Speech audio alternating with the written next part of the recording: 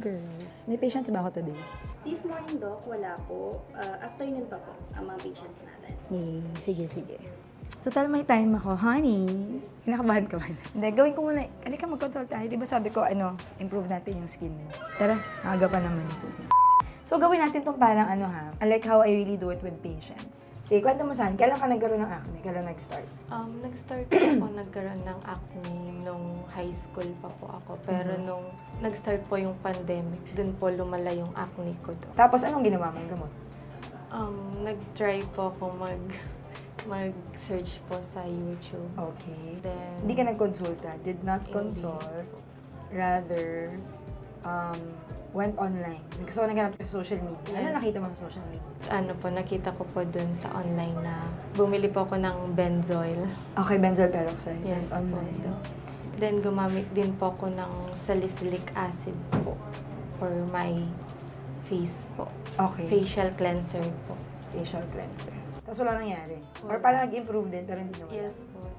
Sige. So, actually kasi honey, yung acne mo, hindi naman siya severe. Parang if I were to parang rate your acne or grade it, mga moderate lang yan.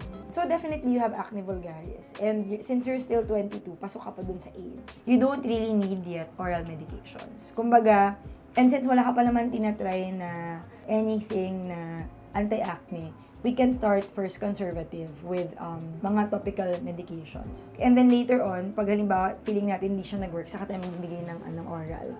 Pero, i-discuss ko na rin for the benefit of those who will be watching this conversation. There are other things kasi that we can do to treat acne. Meron tayong mga lasers and energy-based devices, especially pag meron kang inflammatory acne or di ba pag gumagaling ni acne mo tapos mapula pa rin. Meron tayong mga ginagawang treatments like vascular lasers. Here in the clinic, we have the DermaV. Ang ginagawa niya, pag sinushoot yung acne mo na mapupula, yung post-acne erythema mo, pwede siya mag-lighten agad-agad. Kasi pag iniwan mo siya, di ba minsan ang tagal mag-fade? Minsan isang Yes, taon andyan po. pa rin. Na parang ano ba yan, gumaling na ako pero may mark pa rin ako, di ba? So pwede natin gawin yun. That's for the redness and inflamed acne. Dun sa mga dark spots naman, we can do or Q-switch and diag laser. Yung ginagawa natin na laser toning, pwede din natin gawin yun. It also helps minimize the appearance of your pores and can also give you parang powdery finish, parang gano'n. So marami tayong treatments na pwedeng gawin for you. And yung malaking acne mo, pwede natin injectionan yan. So when we do pimple injection, ang ginagawa niya, it's an anti-inflammatory para bukas, flat na siya. Kasi ayaw natin na yung acne natin magang-maga kasi that can lead to scarring. But before everything, we want to document your progress. So, pipicturean ka namin. Kukunin natin yung baseline picture mo. And then when we start our treatment with your topicals, with whatever laser and energy-based device, after mga 2 to 3 sessions, picture ulit tayo para makita natin yung improvement ng skin. Okay po. Okay? Sige, tawagin na natin si Kate. So, this is Nurse Kate. Before we take our patient's photo, usually release muna namin yung face. And habang ginagawa niya yun, welcome guys! Welcome everyone to my YouTube channel. For this episode, we decided to make it like, parang less serious. So, para makita nyo how a consultation happens, anong ginagawa namin sa clinic. So, ngayon, since I have a new employee, bagong staff ng clinic, si Miss Honey, so gusto kasi namin na in the clinic, lahat kami, well taken care of ang aming skin, from the staff to the doctors, and of course, the patients. So, si Honey is with us, has been with us for less than a week pa lang. And meron siyang mga konting skin concerns like acne, and we wanna address that. So, we started with a proper consultation, and then we are going to document yung skin niya so that when we employ our treatments, makikita natin kung nag-improve ba, lumala, walang nangyari, gano'n. So, ngayon yung first niya. So, pipicture natin si Honey. We reviewed kasi all the feedback that we got from 2024 and binasa namin yung mga comments ng patients. And 80% dun sa parang negative feedback that we got from 2024 was on waiting times. Ang tagal doon nag-aantay yung mga pasyente, minsan inaabot doon ng 2 to 3 hours, ganyan. We are doing something about it. We converted to an online scheduling booking app para alam mo yung patients can book their slots and they don't have to wait too long and the doctors can also manage their time. On top of that, yung 20% naman na negative feedback was on staff. So, if you, dun sa mga old patients namin, if you notice, we revamped everything. Kaya marami kaming bagong staff ngayon. Tulad ni Miss Honey. Ayan. So yun guys, yung point lang is, yeah, we listen. Sometimes if you feel that your feedback and comments fall on deaf ears, that's not entirely true. Binabasa po namin sila. So, we are continuing to try to improve our services, the way we do things here in the clinic. So, huwag kayong mahihiya na magbigay ng feedback because we're listening. My regular clinic days are Wednesdays, Saturdays, and Sundays, and that's when I normally schedule consultations. Kung maluwag siya and we have time, we can do the procedure on the same day. But what we're trying to do now is so that patients don't feel rushed and so that patients don't really wait too long. Kung pwede, we can do the consultations on my clinic days and then we can schedule the procedures either in the morning of my clinic days or on my non-clinic days. So, ganun yung tinatry namin na gawin, but everything is still work in progress. We're trying to get the feel of it pa, what works, kung ilang minutes ba yung dapat na allotted time for consults, for procedures, and again, we're very, very open to your feedback and comments. So, maganda kasi yung may documentation tayo para malalaman ng pasyente kung ano yung concerns niya and also identify other concerns na hindi niya alam na meron pala siya. Yeah. For example, kasi may mga pasyente minsan, akala nila what they have is pigmentation, pero pag tinignan mo pala, hindi pala siya pigmentation, but redness. Kasi sometimes, nakakalito din, di ba? Parang, if it's deep in the skin kasi, yung red, sometimes purplish na siya and it may look brown. So, the specialized cameras help us identify truly kung ano ba talaga yung ano. So, makikita mo ang problem dito ni Honey is more the red areas talaga. Honey, kita mo yun. Yes. And then, yung texture din, kasi nga may mga bumps ka. And then, may mga konting acne scars ka din. Ito yung magiging natin na parang basis kung nag-i-improve ba yung skin mo or hindi. And usually, we do this, the picture taking, mga every 3 months. Pag nagtitreat. Ayan, nakalapit na mga camera. Makita mo yung mga pores ko. So ngayon, ang gagawin natin kay Honey, dahil nga wala akong pasyente this morning, naka-injectionan ka na ba sa mukha dati? Hindi pa.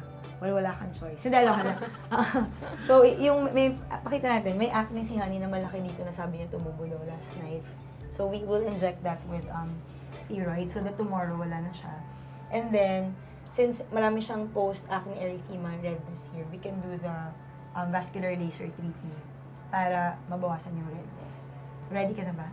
Ready. So, nalinis na ni Miss Kate yung face mo, diba? Yes. Sige, so ready natin siya, Miss Kate, sa DermaV room. That's also where I'll do the injections.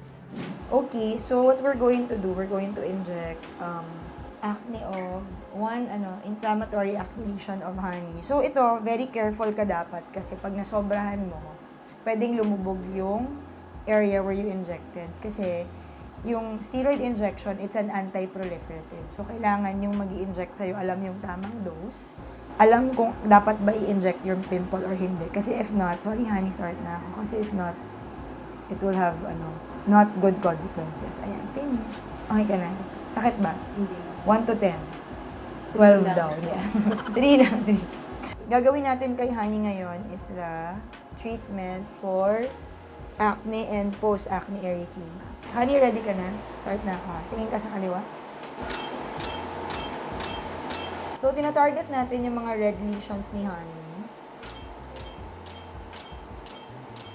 Nagugulat siya kasi meron tong cold air.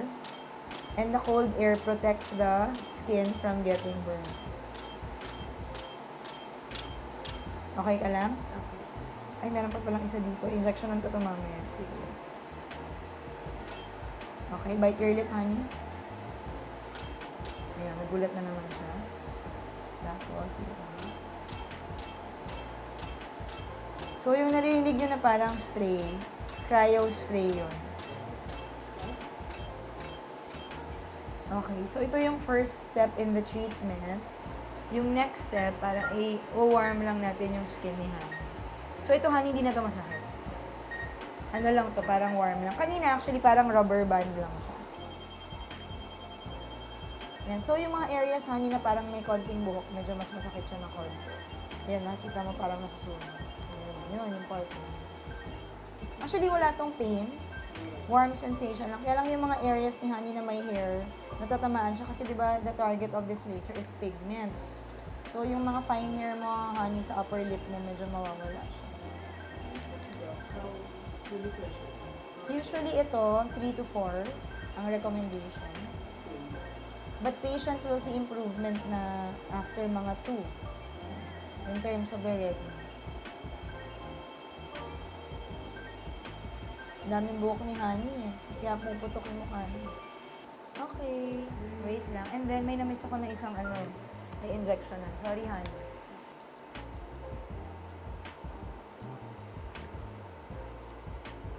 Finished.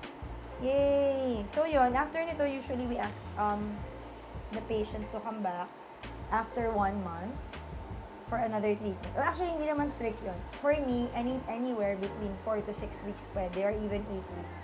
Kasi laser treatment is just an add-on.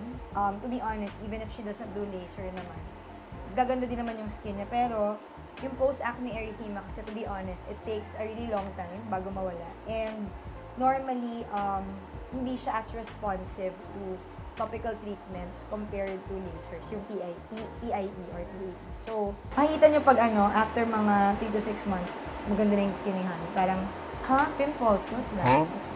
And so, pwede tayo maglagay ng post-procedure cream, gano'n. Pero actually, wag na Honey kasi we wanna maintain the heat. Oo, kasi di ba ininit natin ganyan. Okay, finished. Tapos bibigay ko lang sa'yo yung gamot mo. After the procedure po is naka-fill lang po ako ng light lang naman po. Huwag kang mahiya sa akin, sabihin mo yung totoo. Tolerable Actually, naman po. bilang first patient, nagulat nga ako na parang, first time mo to for everything, di ba? Yes, First po, injection, first laser. Yes po. O, diba? First consulting. Yes po. Nasagot ba yung mga tanong? Yes po, Doc. Na po, Naninawan. na-enlighten po Na-enlighten. po. My, with acne po. Kung paano po yung skin natin. Okay, back to work ka din. Hindi, pero totoo, mamabigyan ka na ipapahid. Kasi hindi naman enough yung isa lang. Kasi yung injection, it's very temporary. Parang, when you inject kasi, it's a symptomatic treatment. It doesn't prevent new ones from coming out. It's just addressing what's currently there right now. Meron kasi ako mga pasyente na pupunta dito for injection lang. I always ask them, what are you doing to treat your acne? Kasi pag wala, syempre parang I feel it's my responsibility to educate them kahit paano. Kasi hindi din naman mura magpa-inject. So balik ka ng balik for injection. It's solving your current problem, but it's not preventing new acne from forming. So you end up, alam mo yun, punta ka dito, inject, punta ka dito, inject. Pero syempre yung goal kasi natin is clear skin. So kaya yun, parang even if nag-inject tayo ngayon and tomorrow wala na yan, it's a temporary solution. Parang syempre we want something that will give you like a more permanent na skin health. May ganun, tama ba? Permanent, good skin. Parang gano'n. Okay, irregular naman yung menses mo, di ba? Yes po. It's probably maybe your age or maybe stress. Dito hindi ka na daw stress. So yun guys, actually the goal of this episode is really just to give you an idea. Kasi ang dami ito nagtatanong sa akin na parang paano daw ba yung consultation? Pwede daw ba magtanong ng more than one skin concern? No? Parang yes of course. Hindi naman yun parang one skin concern, one consultation fee. It's not like that. Well, at least in our clinic. So when you come for consultation, ilista nyo na lahat ng gusto nyo tanongin about your skin, hair, and nails, and we can address it in one consultation. So like I said earlier, we are really trying to make things better. We're improving, how the flow of the clinic works, ganon. And this is just to give you a sample. Kasi tama-tama, si Honey bago lang siya. And she's only been with us for about less than a week pa lang, Honey, no? Yes, po. Less than a week pa lang. So, siya yung perfect candidate. Kasi like I said, we wanna take care of everyone's skin. From the staff to the doctors and of course, our patients. Sana nasagot ng episode na to yung mga tanong niyo about how the consultation goes. It really depends. Like I said, wala kaming dekahon na approach to consultation. It's always patient-guided and driven. And depending on your concern. So, we may or may not do the procedures on the same day. We may opt to just do the consultation and we give you the option whether or not you want to avail of our recommended treatments, ganun. So, it's really up. Wala tong pilitan. Yung iba kasi natatakot na parang, Dok, magkano may handa akong money? So, guys, wala tong budulan. Hindi namin kayo ipapasubo. It's all up to you. We are here to guide you and help you, but ultimately, the decision on how you want to take care of your skin rests on you. Diba? So if you want to book a consultation with us, we have set up an online appointment system via Play 2. I think we can put the links below. You can click on the link. And it's not just with me. It contains links to consultation with our different doctors. And even if you just want to come for facials, pwede rin mag-book doon. So yun lang guys. I hope that this year will be a better experience for everyone, from the staff to the doctors, and especially the patients. So, yun na. We'll see you again next time. Bye!